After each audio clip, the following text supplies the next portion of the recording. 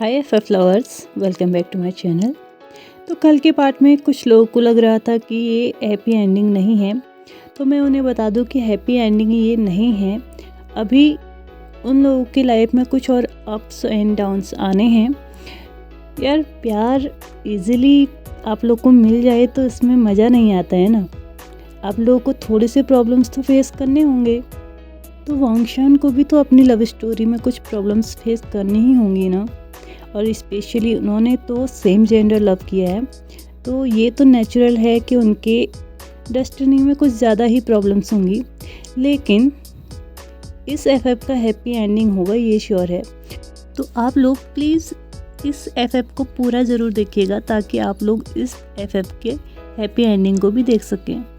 And second, कुछ लोगों का आ रहा है कि प्लीज़ एफएफ के आगे नंबर्स लिख दीजिए, पार्ट का नंबर लिख दीजिए।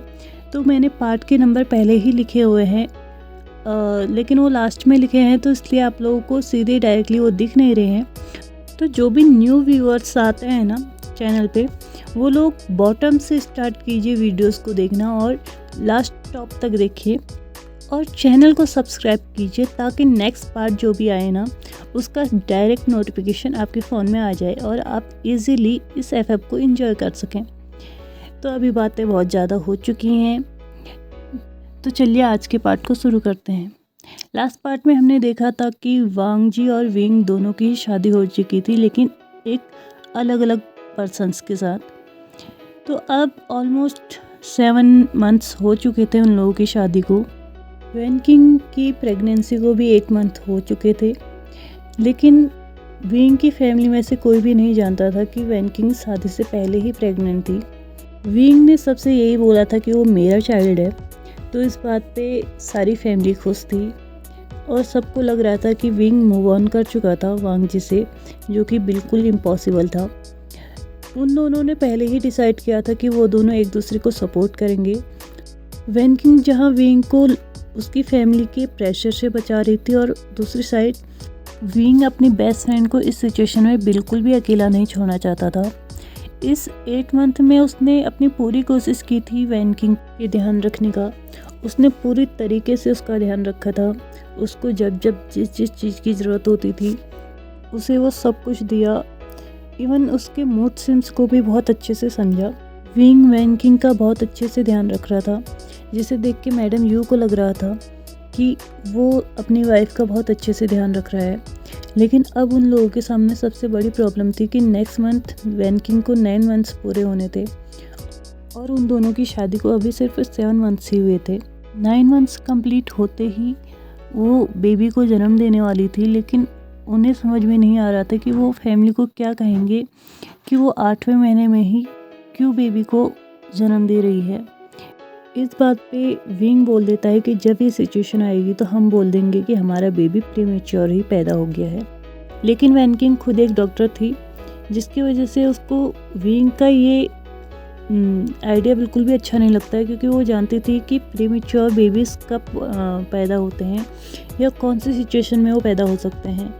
एक तो पहले से ही इस बात पे डाउटफुल थी कि शायद उनकी फैमिली को उन लोगों पर कुछ तो डाउट था, क्योंकि जब उन्होंने बताया था कि वैन किंग प्रेग्नेंट है तो उनकी फैमिली का रिएक्शन एकदम शॉक्ड था। वो सरप्राइज नहीं थे, वो शॉक्ड थे।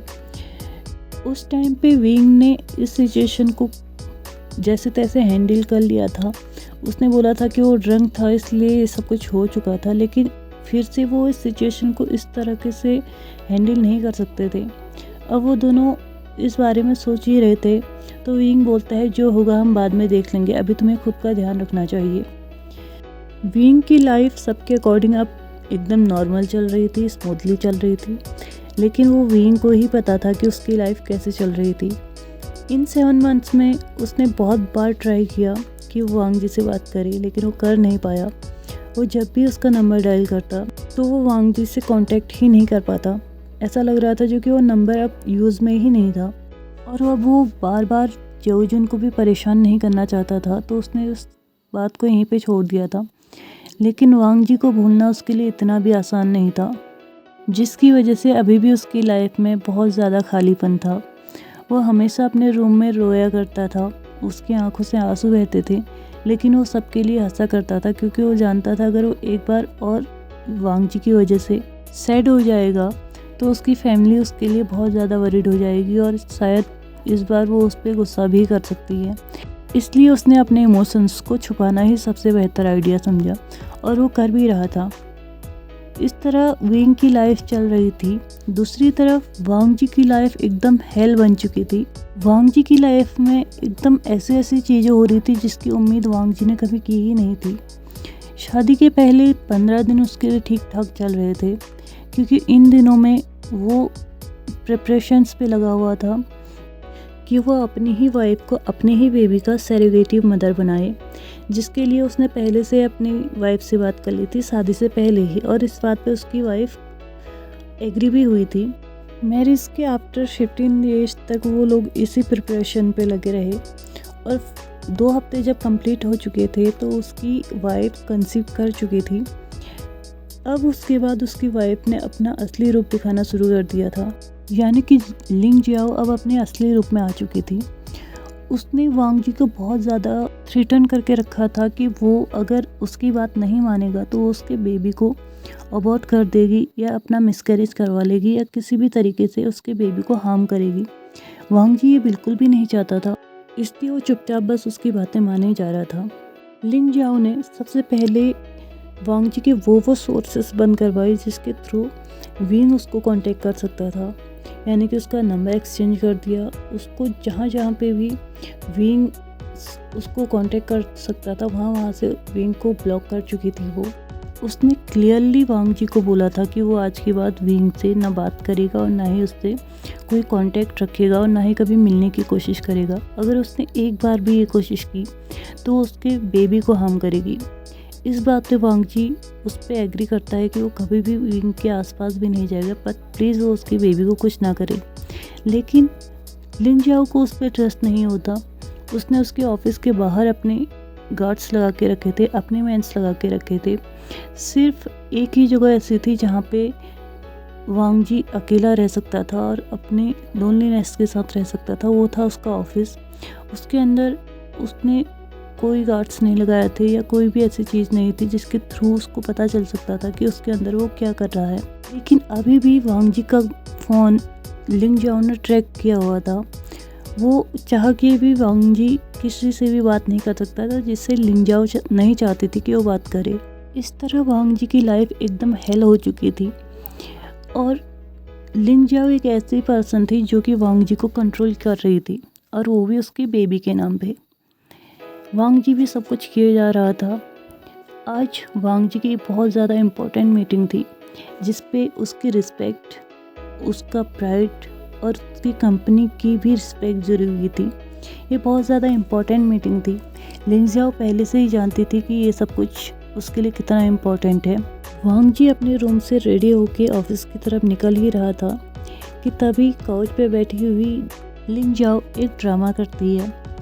वो अपनी बेली पे अपने हैंड को ले जाती है और बोलती है, तो बेबी आप चाहते हो कि आज आप खाना ना खाओ। इस बात पे वांग जी उसकी तरफ मुड़ता है और उसे एक अजीब सा लुक देके बोलता है कि तुम क्या कहना चाह रही हो। तो लिंग जियाओ बोलती है कि आज तुम्हारे बेबी को ना खाना खाने का बिल्कुल भी मूड नहीं है। वांग जी समझ जाता है कि वो फिर से कुछ ना कुछ ड्रामा करने की कोशिश कर रही है। तो इस बात पे वांग जी उससे बोलता है कि तुम ऐसा कुछ भी नहीं करोगी, तुम खाना खाओगी और अपना ध्यान रखोगी। अपने लिए ना सही तो मेरे बेबी के लिए रखो प्लीज़, मैं रिक्वेस्ट कर रहा हूँ तुमसे। लेकिन इन बातों का जैसे लिंग जियाओ पे कोई असर ही नहीं हो रहा था, तो वो फिर से अपने बेली पे हाथ रखती है और कहती है, अच्छा तो तुम चाहती हो कि आज दिन भर तुम्हारी डैडी तुम्हारे साथ रहे। वांग जी फिर से उससे बोलता है कि तुम क्यों ऐसा कर रही हो, तुम्हें पता है कि आज मेरी इंपॉर्टेंट मीटिंग है तो मैं ये सब कुछ नहीं छोड़ सकता। लिंग जियाओ बोलती है कि मैं ये ऐसा नहीं चाहती, तुम्हारे बेबी ऐसा चाहता है, तुम चाहो तो जा सकते हो, लेकिन तुम्हारा बेबी आज तुम्हारे बिना बिल्कुल भी खाना नहीं खाएगा। ऐसा तुम्हारा बेबी बोल रहा है, मैं नहीं बोल रही हूँ। वो फिर से काउच पे बैठ जाती है। वांग जी फ्रस्ट्रेटेड होने लगता है। वो अपने बैग को वहीं टेबल में रखता है और उसके सामने बैठ जाता है। लिंग जियाओ समझ जाती है कि अब वांग जी अपने ऑफिस नहीं जाने वाला। वांग जी उससे पूछता है, क्या मैंने तुम्हारे साथ कभी कुछ गलत किया है? वो एक स्वीट वॉइस से बोलती है, नहीं। फिर से वांग जी उससे पूछता है क्या हमारी फैमिली के बीच में कोई प्रॉब्लम थी। वो फिर से बोलती है बिल्कुल नहीं। वांग जी उससे बोलता है तो आखिर क्या प्रॉब्लम है, तुम मेरे साथ ऐसा आखिर कर क्यों रही हो, तुम मुझे इतना परेशान क्यों कर रही हो। जो तुम्हारे अंदर बेबी है क्या उसके लिए तुम्हें कुछ भी फील नहीं होता, तुम उसको इतने रिस्क में आखिर कैसे डाल सकती हो। वो तुम्हारा भी तो बेबी है ना, वो तुम्हारे अंदर पल रहा है, तुम उससे महसूस कर सकती हो। तो तुम क्यों महसूस नहीं कर पा रही हो कि तुम उसके साथ बहुत ज़्यादा गलत कर रही हो। तुम हमेशा मुझे इसके नाम से डराती हो, इसके नाम से धमकियाँ देती हो। ठीक है मैं मानता हूँ, लेकिन आज तुम बहुत ज़्यादा कर चुकी हो। क्या तुम मुझसे किसी चीज़ का बदला ले रही हो। इस बात पे लिंग जाओ एकदम से बोलती है तुम ऐसा कह सकते हो। वांग जी उसके आंसर को सुन के एकदम शॉक्ड हो जाता है। वो बोलता है कि मैंने तुम्हें कभी भी अपनी शादी से पहले नहीं देखा, तो तुम ऐसा कैसे कह सकती हो कि तुम मुझसे किसी बात का बदला ले रही हो। आखिर तुम्हारे अंदर दिल नाम की कोई चीज़ नहीं है क्या। लिंग जाओ उससे बोलते हैं तुम्हें कुछ ज़्यादा सोचने की ज़रूरत नहीं है। एज ए फादर तुम्हें वही करना चाहिए जो तुम्हारे बेबीज चाहते हैं। तो तुम्हारा बेबी चाहता है कि आज वो दिन भर तुम्हारे साथ रहे। अब वांग जी बहुत ज़्यादा फ्रस्ट्रेटेड होने लगता है और उसे गुस्सा भी आने लगता है और वो गुस्से में बोलता है बस तुम तब तक ही सेफ़ हो जब तक मेरा बेबी तुम्हारे अंदर है। जैसे ही मेरा बेबी इस दुनिया में आ जाएगा मैं तुम्हें छोड़ दूँगा और उसके बाद तुम्हें कोई नहीं बचा सकता। तुम्हें पहले से भी पता है कि हम लोगों ने एक कॉन्ट्रैक्ट साइन किया है जिसके अकॉर्डिंग मैं तुम्हें कभी भी डिवोर्स दे सकता हूँ। इस बात पे लिंग जाओ बहुत ज़ोर से हंसने लगती है और वो बोलती है हाँ हमने कॉन्ट्रैक्ट तो साइन किया था, तुम ज़रूर मुझसे डिवोर्स ले सकते हो उस कॉन्ट्रैक्ट के बेस पे, लेकिन उसके लिए तुम्हारे पास वो कॉन्ट्रैक्ट पेपर्स होने भी चाहिए। क्या तुमने कभी भी हमारी शादी के बाद उन कॉन्ट्रैक्ट पेपर को देखा है। वांग जी को याद आता है कि उसने उसके बाद उन कॉन्ट्रैक्ट पेपर को कभी नहीं देखा था, क्योंकि वो शादी से पहले ही उनको साइन करवा के अपने लॉकर में रख चुका था और उसने कभी ज़्यादा ज़रूरत भी नहीं समझी कि वो उन्हें देखे, क्योंकि उसकी लाइफ इतनी मैस्ड हो चुकी थी कि उसे उन कॉन्ट्रैक्ट पेपर की याद तक नहीं थी। हाँ, उन लोगों ने शादी से पहले एक कॉन्ट्रैक्ट साइन किया था जिसमें वांग जी ने साफ तरीके से लिखा था कि वो कभी भी उसके साथ फिजिकल रिलेशनशिप नहीं बनाएगा और वो उसके बेबी की सैरोगेटिव मदर भी बनेगी और लास्टली वो जब चाहे उसको डिवोर्स भी दे सकता है। उसके लिए वो जितना एलिमनी चाहिए उतना ले सकती है। इस कॉन्ट्रैक्ट को साइन करने के बाद वांग जी ने उन पेपर्स को अपने लॉकर में रखा था लेकिन कभी देखा नहीं था। इस बात पे वांग जी एकदम शॉक्ड हो जाता है और वो डायरेक्टली जाके अपने रूम के लॉकर में देखता है तो वहाँ पे उसको पेपर्स नहीं दिखते हैं और वो लिंग जाओ से पूछता है कि वो पेपर कहाँ हैं। लिंग जाओ उससे बोलती है तुम तो मुझसे ऐसे पूछ रहे हो जैसे मैं तुम पूछोगी और मैं तुम्हें डायरेक्टली बता दूंगी कि वो पेपर्स कहाँ हैं। ये सब कुछ बोलते बोलते लिंग जाओ की नज़र वांग जी के लॉकर के अंदर जाती है। वहाँ पे उसे एक पेपर दिखता है जिसको देख के ऐसा लग रहा था कि वो कुछ सॉन्ग टाइप लिखा हुआ है।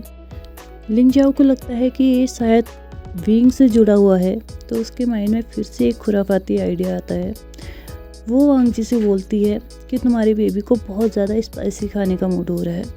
वांग जी जानता था कि स्पाइसी खाना बेबीज़ के लिए हेल्दी नहीं है, तो वो बोलता है कि तुम्हें पहले से पता है ना कि स्पाइसी खाना बेबीज़ के लिए हेल्दी नहीं है। लिंग जाओ बोलती है ऐसा तुम्हें लगता है, मुझे तो नहीं लगता।